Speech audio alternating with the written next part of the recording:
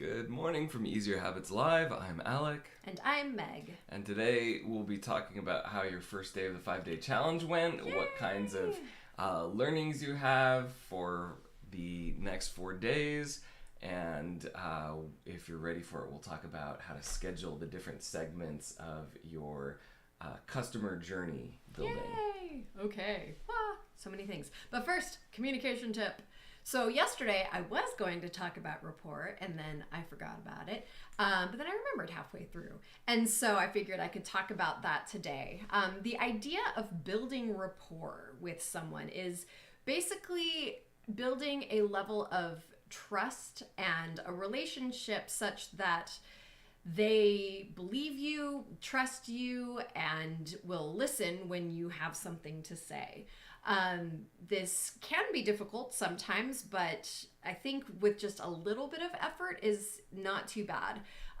The first way, basically, to start building that rapport as far as communication is concerned is to actually talk to somebody, right? You need to have that first contact somehow, and that can be online, it can be in person, it can be a simple message or talking to a stranger in an elevator. It doesn't matter what that thing is. I think there are some times when it's an introduction from somebody else that will start you out with a little bit of rapport, or if they meet you in a situation where you are kind of an expert or, seen as the authority figure, then you will start with some rapport. But that isn't to say that you can't get it from that first meeting. Most of the things that people are looking for as far as trustworthy people are straightforwardness. And I'm talking about like honesty as opposed to like the Japanese like shojiki hakiri, which is a little bit different. That is more like kind of in your face. It's just being open with who you are, authentic, right? With your message, whatever it is that you're offering or that you're wanting to explain, and answering questions, again, openly and honestly. You don't have to be like in their face about it, and sometimes that can reduce rapport, right? But basically gauging the other person's reactions to what you're saying, reflecting on, do they seem interested? Are they just like smiling and nodding at you? And different cultures, again, will have different ways to react to that. But based on that, offering something, right? That kind of give and take, right? Offering something that they need or might want, and showing that you are sympathetic to their needs, that you understand them, right? That's always a great way to build rapport. And then other ways are having things to back you up, whether that be, scientific studies, facts, figures, and things like that, or anecdotal evidence sometimes is helpful. Stories are hugely helpful in building rapport. And so this kind of today is a big overview of that. And throughout the rest of the week, I'm going to talk about each of those individually so that you can understand how to implement that in your own communication. You should go over Robert Cialdini's studies on influence. Oh, man. Oh, man. So, there's a lot of good techniques there that can be used or abused. Yes. Well, and that's one of the things, like this idea of rapport. Some people, like, especially with NLP, they talk about it, like you're making other people do stuff. And yes, there are people who do that. There are people who use charisma and things like that to, for nefarious purposes. But also it's really useful. I found, with my clients, if I have a level of rapport, they'll trust me and will do the things that I'm trying to help them do. In a way that if, they didn't trust me or didn't want to be there or whatever, like they're not going to improve. So like, what is the point? Yeah. So. Well, and when we talk about customer journey, a lot of that is crafting an experience for them. Mm-hmm. And yes, there are people who craft an experience that you go through and then you find out it's BS at the end. It's made up. It's not actually in your best interest. It doesn't hold up on on review, etc. But also, if you really want to serve someone, you also do have to deliver a good experience. So it's not manipulative to craft that experience, craft the relationship, craft the interaction. Yeah. And that's really, what you're trying to do with rapport is to give them a high quality experience with that interaction and that relationship. Yeah. And hopefully that is authentic. Like, you use the word craft, but I think of it more as like cultivate, if that makes sense. Sure. So you're not forcing it, you're just helping it to grow based on who you are and what you can do. So, but sure. Some people craft it too, which is well, fine. I think there are internal and external elements. Yeah. And just because something doesn't come naturally to you That's does not true. mean you can't engineer the situation, engineer other things such that, you have the ability to create a positive experience. True that. I don't think it all has to come from you personally. And I believe you can also, maybe this is more cultivation, but you can practice things you're not naturally good at and become better. Yes. So for sure. Anyway, as part of this customer experience and customer journey, if you're watching this, we'd love to get your questions and comments about where you are at crafting your customer journey. But I want to know specifically for you right now, we are focusing a lot, again, on the most advanced phases of the customer journey, or bottom of the funnel, if you will. But with the 5-day challenge, and we'll focus on like how that went, what will change with that, and then broaden that out again, kind of a theme of this week. How do we manage the whole customer journey, not just forget part of the experience and then only focus on one segment and then have our customer base dry up. So what are the learnings from last night? Oh boy. Okay, so yes, I ended up going with the do a live stream to kind of get things started, which I did actually have someone watching, which was cool. And mostly just because I wanted it to be, an authentic, hi, this is me. And so it wasn't perfect, but also kind of the ways that we do this, I didn't have to worry about editing and making sure it was perfect before I posted it, because that for me is a barrier to me doing things. So the live worked for me in that case.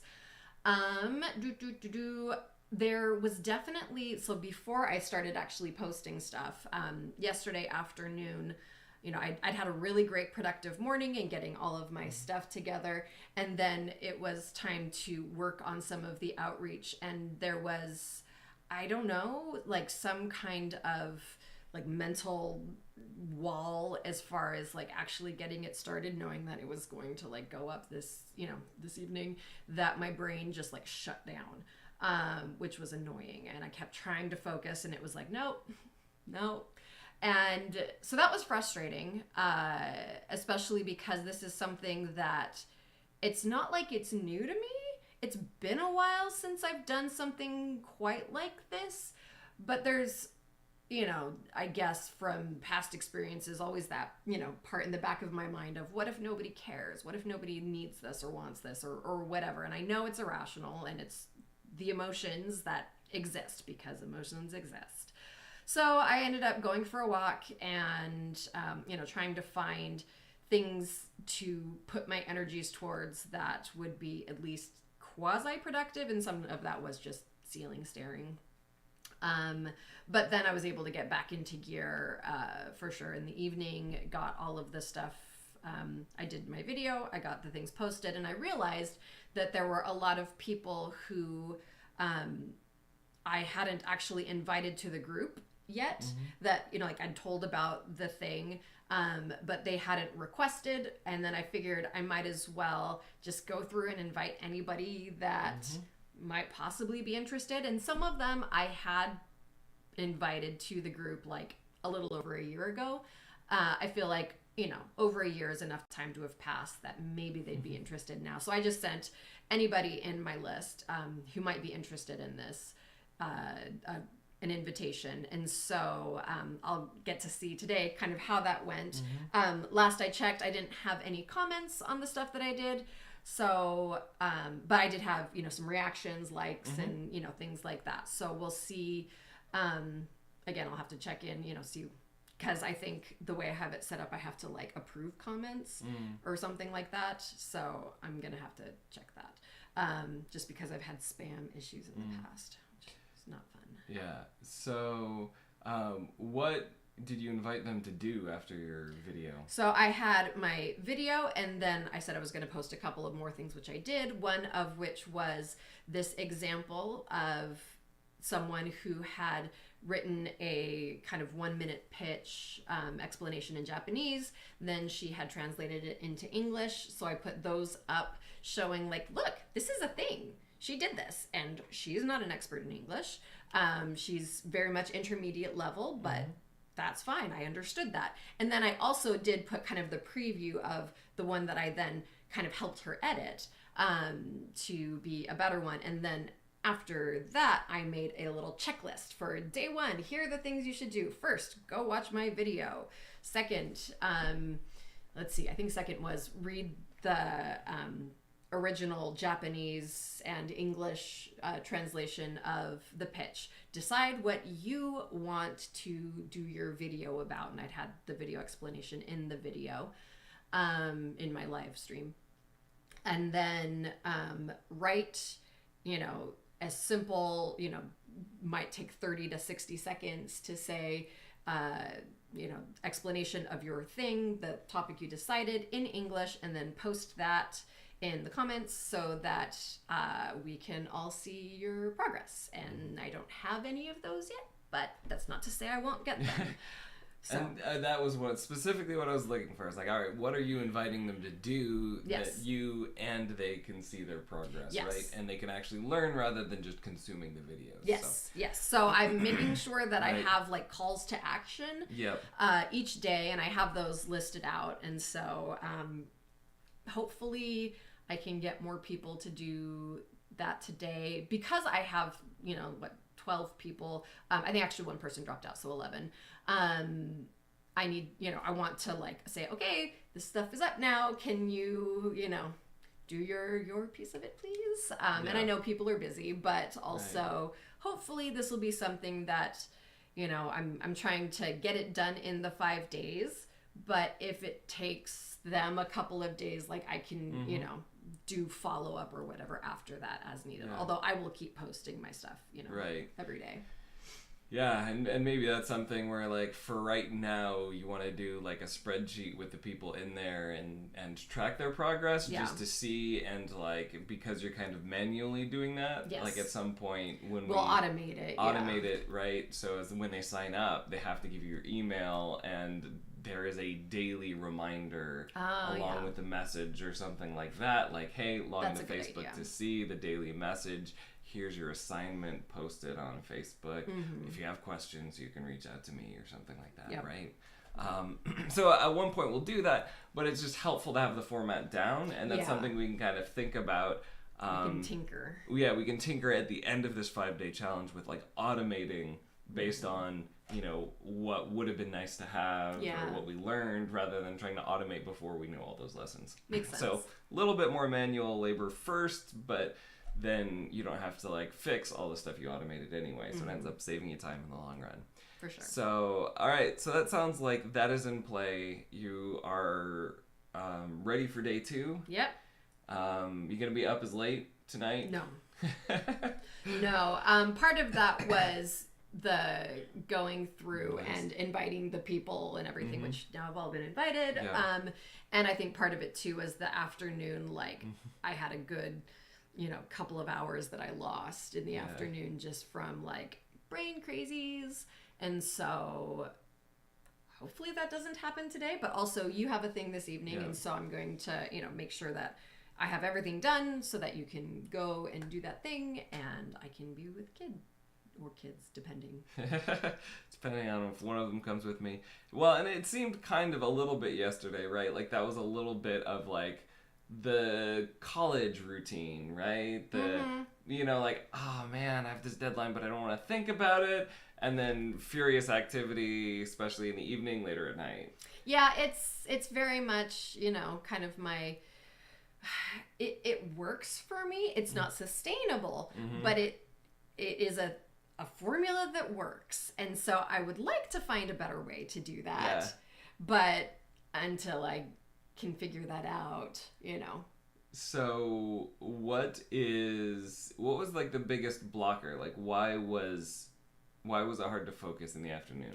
And that's one of the things that's hard because, again, like my emotions are like pleasant, unpleasant.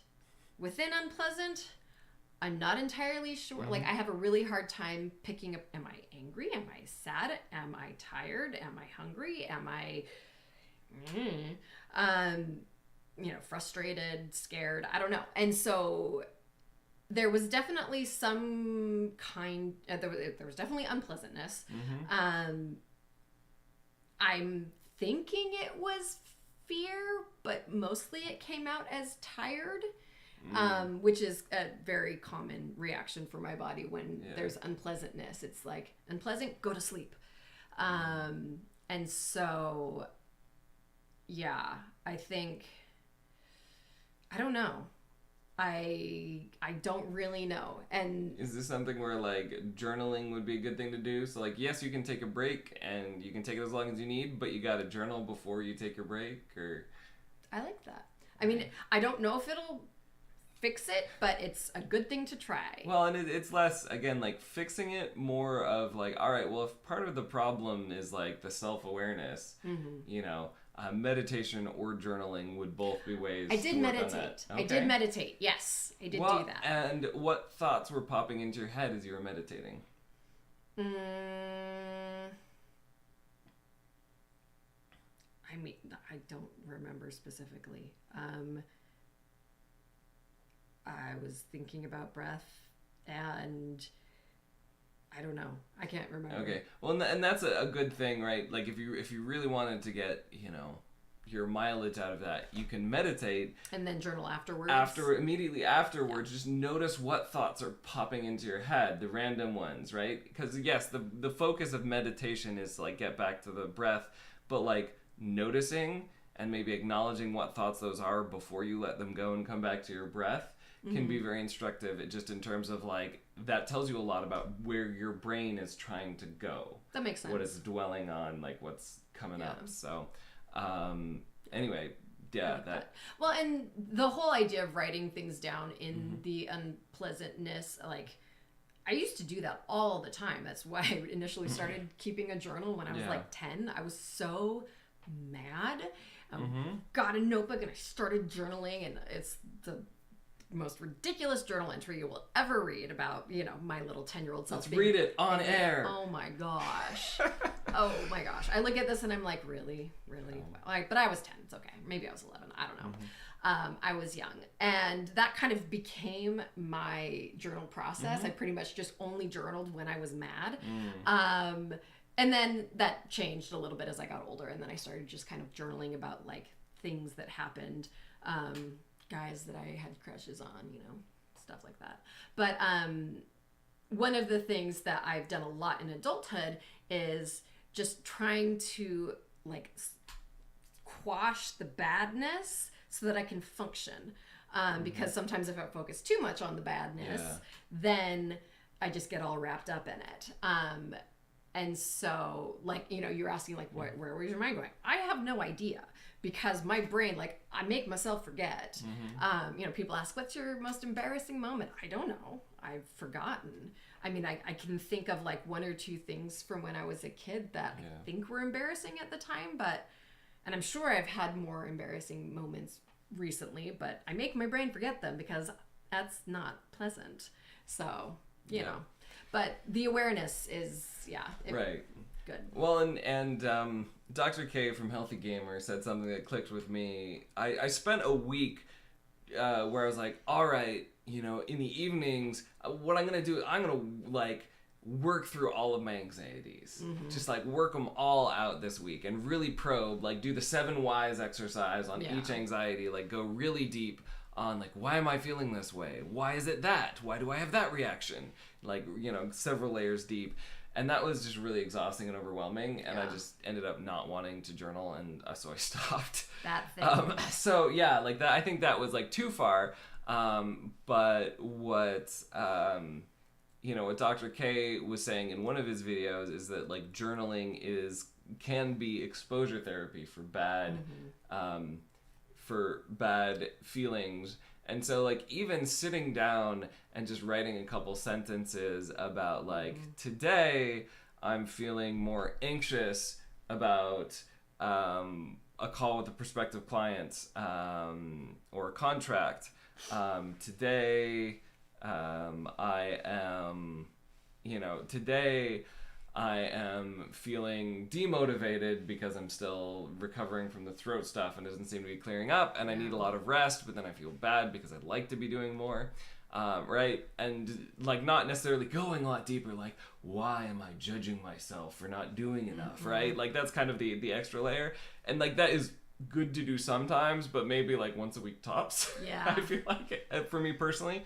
But like it is helping me chill out. And it is also helping me at least more regularly deal with that, right? Like I have this, like it's always there. It's not like I'm not feeling the effects of that if I ignore it. It's still having the emotional and physiological effects on me, even if I'm tamping it down. But, if I write a few sentences just acknowledging it, not necessarily introspecting it on a deep level, but just acknowledging it, that has been for the past few days what I've been trying to do this week, like Sunday, Monday, and this morning as well.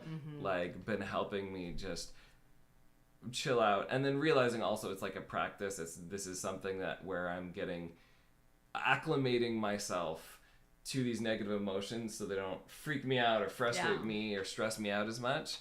And that's one of the things that just getting used to the discomfort, and I always, feel like I'm trying to do that, and then I'm like, but I'm tired. Yeah. Well, and the difference between that mindset and trying to get them to go away. Yeah, that's true. Right? Like I am trying to get a little bit, less stressed, a little bit more comfortable with situations where I feel either out of control or where, I feel like my level of ability to put in effort is not as high as I would like, right? And stop worrying about that, and then get back to like, what can I do? Yeah. What is in my control? How could I do this a little bit better, right?